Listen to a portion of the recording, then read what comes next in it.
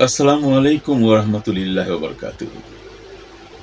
আজ আমি এমন একটি বিষয় নিয়ে এসেছি যা আমাদের সকল মুসলিম নরনারীদের জন্য জানা অত্যন্ত জরুরি। আমি সকলের কাছে অনুরোধ করছি আমার কথাগুলোকে খুব মনোযোগ সহকারে একটু সময় নিয়ে শুনুন।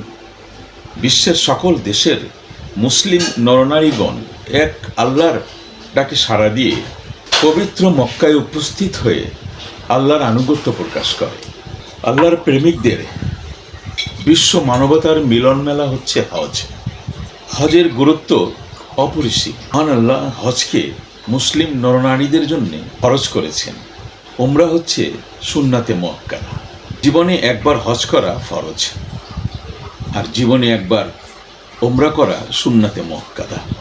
হজ এবং ওমরা উভয়ই মহান আল্লাহর হুকুম এবং সন্তুষ্টির উদ্দেশ্যেই করা, কিন্তু হজ এবং ওমরার মধ্যে বিস্তর পার্থক্য রয়েছে গুরুত্ব এবং পদ্ধতিগত দিক থেকে। ইসলামের 5টি স্তম্ভের মধ্যে হজ হচ্ছে একটি। হজ হচ্ছে নিয়ত করা, দর্শন করা, সংকল্প করা, গমন করা, ইচ্ছা করা এবং প্রতিজ্ঞা করা। এটি পৃথিবীর একমাত্র ভ্রমণ যার জন্য মহান আল্লাহর নিকট রয়েছে প্রতিদান এবং বরকত।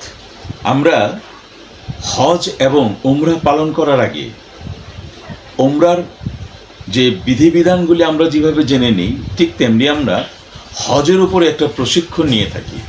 হজ কিভাবে আমরা করব, যাতে একজন হজ পালনকারীর মক্কায় গিয়ে কোনো ধরনের কোনো সমস্যার সম্মুখীন যেন না হয়, কোনো ইবাদত যেন না ছুটে যায়।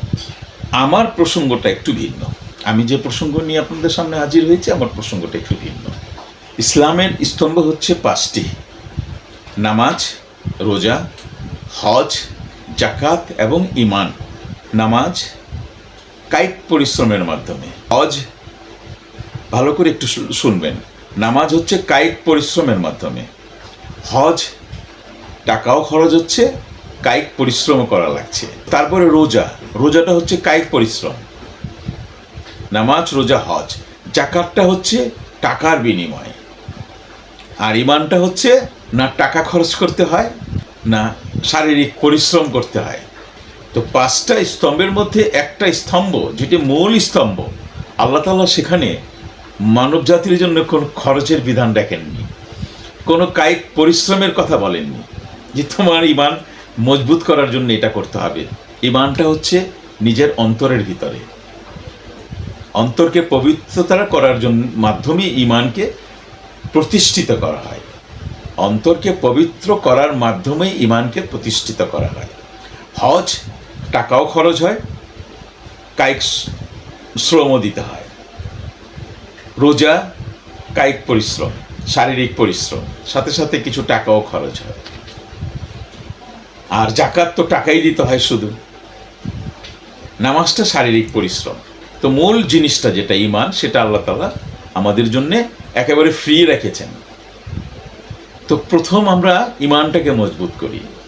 ঈমানটাকে মজবুত করতে হলে আমাদের অন্তরকে পবিত্র করতে হবে, আমাদের শরীরের রক্ত মাংসকে পবিত্র রাখতে হবে, হালাল খেতে হবে, হালাল হালাল রিজিকের সন্ধান করতে হবে। এখন আসি আমার প্রসঙ্গ।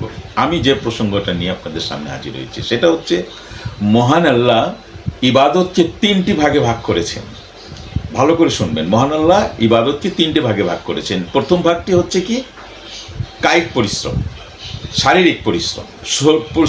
পরিশ্রমের মাধ্যমে যে ইবাদতকে প্রতিষ্ঠিত করা হয়, যেমন নামাজ, রোজা, দরুদ, জিকির, মিলাদ। নামাজ, রোজা, দরুদ, জিকির, মিলাদ, মিলাদ শরীফ, যেটাকে আমরা কায়িক পরিশ্রমের মাধ্যমে প্রতিষ্ঠিত করতে পারি, প্রথম ইবাদত। দ্বিতীয় ইবাদত হচ্ছে অর্থের বিনিময়, টাকা খরচ করার বিনিময়। সম্পদ খরচের মাধ্যমে যে ইবাদতকে আমরা প্রতিষ্ঠিত করতে পারি সেটি হলো কি? কুরবানি, জাকাত, সদকা, দান। কুরবানি, জাকাত, সদকা, দান। 3 নম্বর ইবাদতটা হচ্ছে কি? টাকাও খরচ করতে হয়, এবং শারীরিক পরিশ্রমও করতে হয়, সেটা হচ্ছে হজ। এখন আমার প্রশ্ন, টাকাও খরচ গেল, কায়িক পরিশ্রমও করা হলো, দীর্ঘ পথ অতিক্রম করা হলো, দীর্ঘ সময় ব্যয় হলো, 1000 মাইল পাড়ি দেওয়া হলো, টাকাও খরচ হলো, কায়িক পরিশ্রমও হলো, সময়ও গেল, আত্মীয় স্বজনের কাছ থেকে দূরেও থাকলাম, 1000 মাইল অতিক্রম করলাম, তারপরে মক্কায় পৌঁছলাম, ইবাদত করলাম, হুজুর পাক রসুল করিম সাল্লাল্লাহু আলাইহি সাল্লামের হুকুম পালন করলাম, আল্লাহর হুকুম পালন করলাম, তারপরে আমাদের ইবাদত কবুল হবে না, তারপরে হজ কবুল হবে না, ওমরা কবুল হবে না, এত কিছুর পরেও বান্দার ইবাদত কবুল হবে না। মহান আল্লাহ ইবাদত কবুল করবেন না। কায়িক পরিশ্রমের মাধ্যমে ইবাদতকারীর বান্দার শরীর হারাম মাংস দ্বারা গঠিত এবং তার পোশাক পরিচ্ছদ হারাম টাকায় তৈরি, তার কোনো কিছুই হালাল দ্বারা গঠিত নয়, সুতরাং সে পবিত্র নয়। আল্লাহ বলছেন যে এই যে যারা আসছে হজ করার জন্য, এই যে আমার দরবারে হাত তুলেছে যারা, তাদের কাপড় চোপড় সব কেমন মলিন, তাদের উস্কো খুস্কো চুল, তারা ক্লান্ত পরিশ্রান্ত, তারা ব্যথায় জর্জরিত, তারা বহু দূর বহু পথ অতিক্রম করে এসেছে, বহু কষ্ট করে এসেছে এই হজ পালন করার জন্যে, কিন্তু আমি নিরুপায়, আমি তাদের ইবাদত কবুল করতে পারছি না, কারণ তাদের পোশাক পরিচ্ছদ, তাদের রক্ত মাংস সব হারাম দ্বারা গঠিত। হারাম কখনো পবিত্র হতে পারে না। মহান আল্লাহকে পাওয়ার জন্যে, মহান আল্লাহর আনুগত্য পাওয়ার জন্যে আমরা এত ত্যাগ স্বীকার করতে হজ করতে যাই মক্কায়, আমরা উমরা করতে যাই, নামের আগে হাজি টাইটেল নেওয়ার জন্যে, কিন্তু আল্লাহর আনুগত্য পাওয়ার পূর্ব শর্ত হচ্ছে কি জানেন? হালাল।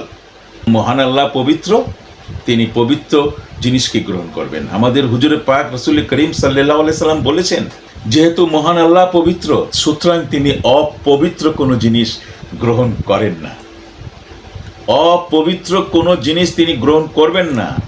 সুতরাং পবিত্র থাকার জন্যে, পবিত্র হওয়ার জন্য পূর্ব শর্তই হচ্ছে হারাম বর্জন করা। মহান আল্লাহ রাব্বুল আলামিন তার পবিত্র কোরআনে বলেছেন, হে আমার নবী রাসূলগণ, তোমরা হালাল উপার্জন করো, হালাল খাও, এরপর নেক আমল করো। আল্লাহ তাআলা কিন্তু বলেননি যে আগে আমার নেক আমল করো। আল্লাহ তাআলা বলেছেন হালাল উপার্জন করো, হালাল খাও, পবিত্র হও, নেক আমল করো, আমি কবুল করব। আল্লাহর আনুগত্য কিংবা ইবাদত কবুল করার পূর্ব শর্তই হচ্ছে হালাল রুজি, হালাল উপার্জন, হালাল খাওয়া এবং নেক আমল করা।